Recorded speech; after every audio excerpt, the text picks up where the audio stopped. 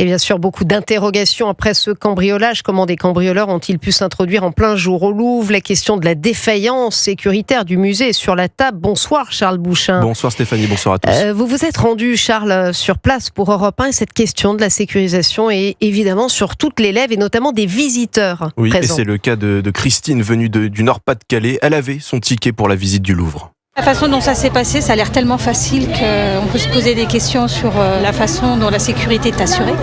Alors effectivement, plusieurs questions se posent. Comment expliquer la facilité d'accès des malfaiteurs par une simple porte-fenêtre du Louvre? Interrogation aussi sur les alarmes. Selon la procureure de la République de Paris, elles auraient fonctionné mais n'auraient pas été entendues par les agents de service. Les enquêteurs vont se pencher sur d'éventuelles complicités en interne. La sécurité du Louvre, en tout cas, avait déjà fait l'objet de plusieurs alertes des agents d'accueil et de surveillance. Élise Muller, surveillante de salle de Louvre. Ça fait des mois et des mois qu'on alerte l'administration du Louvre, mais aussi le ministère, sur le fait que de très très nombreux, ça se compte en centaines maintenant, postes de surveillance sont supprimés. On a aussi alerté sur le fait que les budgets qui devaient être dédiés à la sûreté et à la sécurité ne l'ont pas été comme ils le devaient.